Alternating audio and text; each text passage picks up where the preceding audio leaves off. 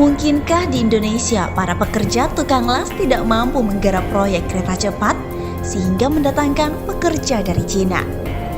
Padahal di Indonesia sendiri tidak kekurangan orang yang bekerja sebagai tukang las. Apakah hal tersebut membuktikan bahwa pemerintah saat ini memang lebih percaya kepada pekerja asing dibandingkan dengan pekerja lokal?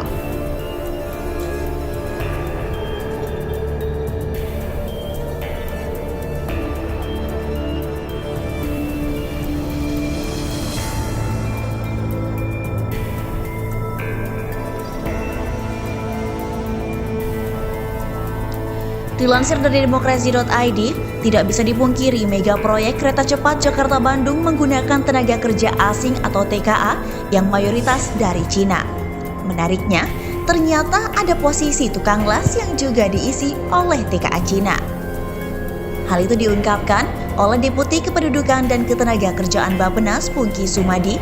Dia mengakui pada saat melakukan kunjungan kerja ke proyek kereta cepat Jakarta-Bandung ditemukan tukang las yang merupakan TKA dari Cina.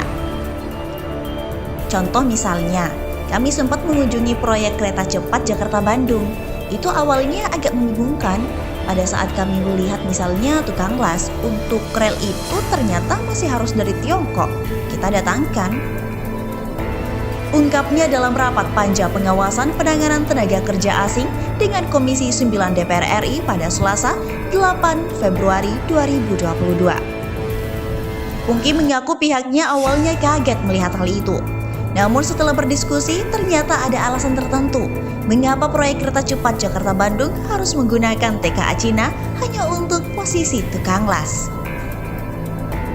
Setelah kami diskusi dengan mereka, ternyata rel yang ada itu adalah rel yang kualitasnya sangat tinggi, baik tingkat kepadatan maupun campuran besinya. Dan itu belum mampu diproduksi oleh Krakatau Steel misalnya. Panjangnya pun satu batang sekitar 50 meter, yang kita pun belum pernah bisa membuatnya.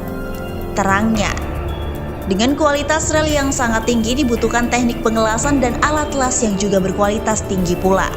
Itulah yang menjadi alasan mengapa tukang las di proyek kereta cepat Jakarta-Bandung menggunakan TKA dari Cina.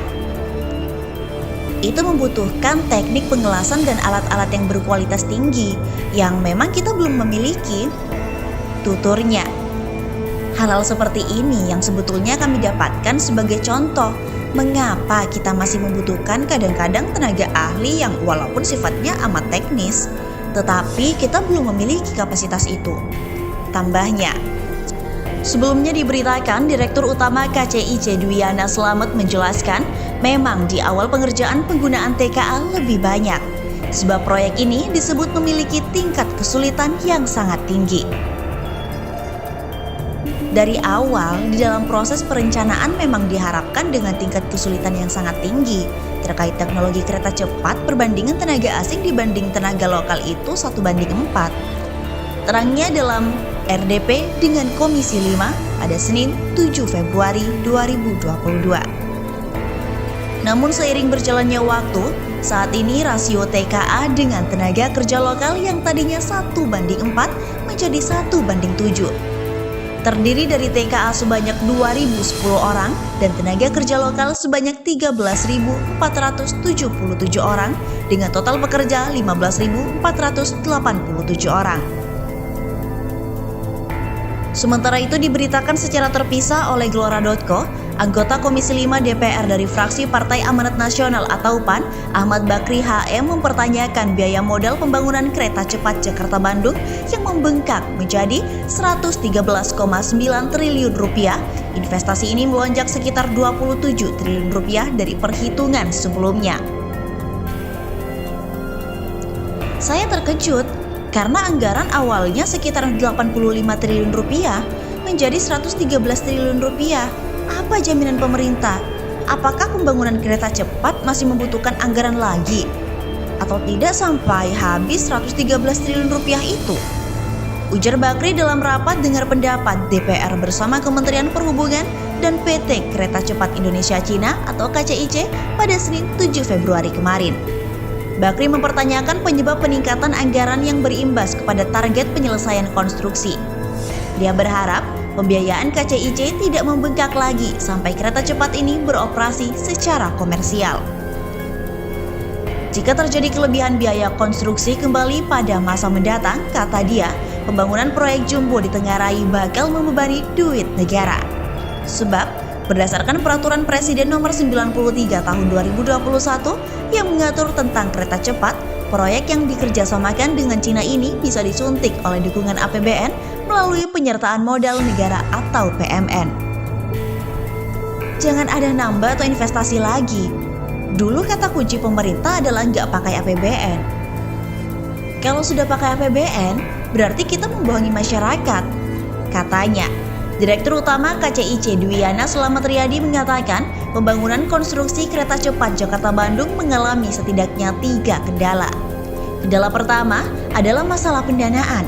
Ia mengatakan PT Wijaya Karya Persero atau Wika sebagai pemimpin konsorsium belum bisa menyetor modal penuh. Sehingga, kata Dwiana, dalam perjalanannya terjadi perubahan komposisi pemegang saham KCIC. PT Kereta Api Indonesia atau KAI ditunjuk sebagai pemimpin konsorsium menggantikan Wika dan pada 31 Desember 2021 baru melakukan setoran modal kepada KCIC. Setoran modal dilakukan lewat pilar sinergi BUMN Indonesia. Kendala selanjutnya adalah pandemi COVID-19. Dwiana menyatakan target pengerjaan KCIC terganggu oleh para pekerja yang mengalami COVID-19. Sejak 1 Juni 2021 hingga 1 Februari 2022, ia menyatakan ada 491 orang pekerja yang telah terinfeksi kasus COVID-19. Kendala ketiga adalah teknis konstruksi, seperti adanya gangguan dari faktor geologi dan clay shale yang sempat terjadi di Tunnel 2 yang mempengaruhi tahap pengerjaan. Kendala lainnya ialah penolakan warga terhadap pembukaan lahan di sekitar saluran udara tegangan tinggi atau SUTT yang harus diselesaikan melalui konsinyasi.